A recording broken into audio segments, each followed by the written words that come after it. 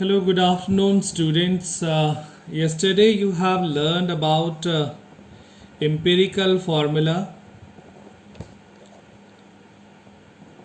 and molecular formula.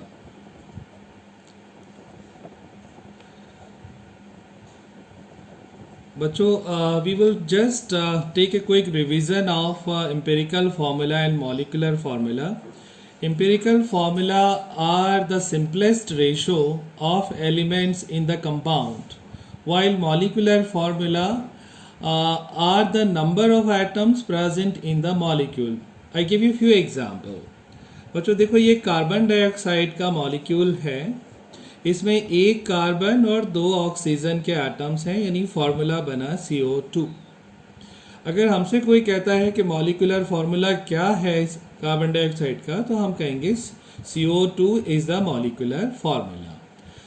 फिर हमसे अगर कोई कहता है कि इसका एम्पेरिकल फॉर्मूला क्या होगा, तो बच्चों देखो, इसमें कार्बन और ऑक्सीजन का रेशो 1:2 है. अगर मैं इसको और सिंप्लीफाई करना चाहूँ तो नहीं कर पाऊंगा.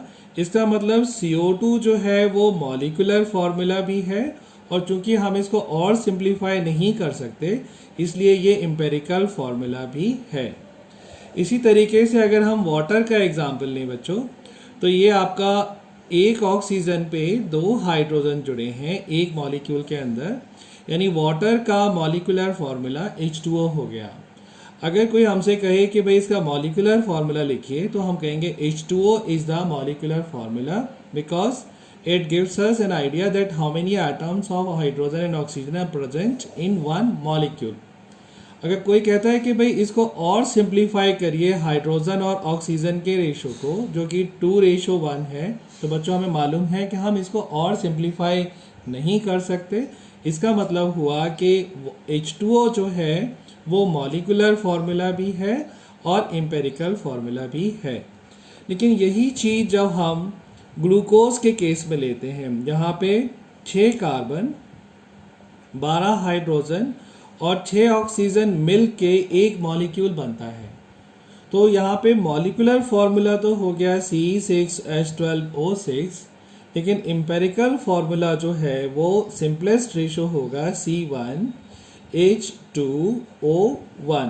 इसको हम और सिंपल नहीं कर सकते, तो यानी सिंपलेस्ट रेशो हो गया 1:2:1.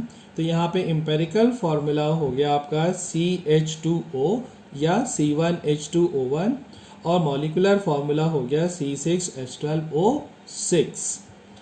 कुछ मॉलिक्यूल बच्चों में और लिख रहा हूँ, आप लोग ट्राई करिएगा कि इसका जो है वो एम्पेरिकल फॉर्मूला हो सकता है या नहीं.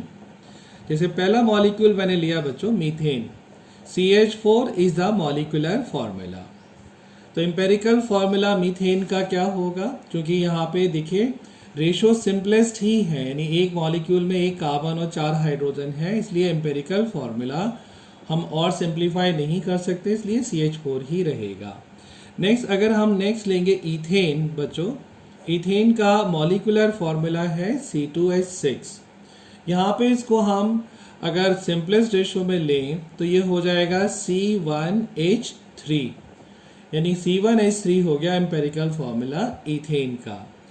बेंजीन की अगर हम बात करें बच्चों, बेंजीन का फॉर्मूला होता है C6H6, यानी एक मॉलिक्यूल बेंजीन के 6 कार्बन और 6 हाइड्रोजन होते हैं. तो यहाँ पे अगर एम्पेरिकल फॉर्मूला लिखना हो तो C1H1 हो जाएगा.